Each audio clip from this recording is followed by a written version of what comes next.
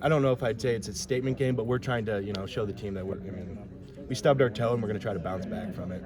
And then how nice is it to still be able to control your own destiny in the West, knowing that if you win out, you're going to still be in a week at a time. We got 5 more, and if we win out, of course we kind of lock ourselves into the Big Ten West and Big Ten championship game. So, of course, that's our goal, and we're going to try to do everything in our power we can to get there. You mentioned the timing of this bye week coming off a poor performance, and that can kind of linger a little bit. Did it take a second for the bye week to show its productive abilities as you went through it, or did it take a few days longer to get over the Purdue loss, or were you able to kind of flip forward and enjoy the bye week for what it is right away? Yeah, I turned on the film right away on Sunday morning.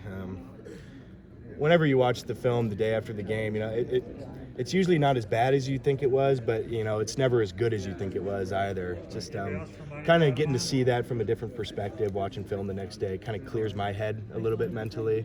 And then, of course, like I said, the bye week, I just relaxed a lot and tried to get away from everything. Was that film as bad as you thought it was?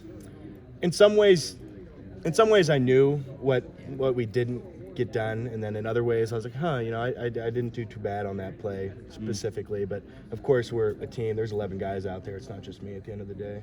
But yeah, we had to learn from a lot of things. When you were watching football this week, are you able to watch it just like as a normal fan, or do you have to watch it like as a Division I college football player looking at technical things and all that? In a way, yeah. It's kind of hard not to hear the commentators, I feel like. I focus on the commentators a lot whenever I watch a game on the TV copy specifically. But yeah, I like to watch other tight ends and see what they're doing. You mentioned kicking your feet up. Obviously, going into an especially physical game, the one that you guys expect. This is a rivalry. This is, two great programs that, have a history with one another. Is that nice knowing, it's a physical game coming up? And do you thrive under, physical games like that? Yeah, I think so. We pride ourselves on being very physical and in the run game, especially being able to move the ball down the field when we need to. But yeah, they're going to line up and do what they do. They don't do anything, like I said, extremely fancy, and they've had their coaching staff there for a while now, so we know what we're getting ourselves into. And you mentioned running the ball, getting yourselves in, this is a really good Wisconsin team again against the run. Very. How do you I guess set that tone early? Yeah, I feel like we have to come out and be able to run the ball early.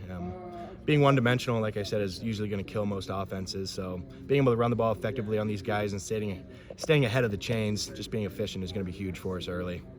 What's Linderbaum been like as a teammate? He's a great teammate. He does everything he asks of us, and we ask of him. He's a great leader. What was he like when everyone was calling for him to be the Heisman winner? Is that right? I didn't see that. Yeah, a lot of people on Twitter have been tweeting Lindy for Heisman and Linderbaum for Heisman. I haven't seen that, no. But yeah, he's very deserving of all the accolades that he gets. He's a great football player, and he's a great leader and a great friend to a lot of guys on the team. Seems like he can really move too after that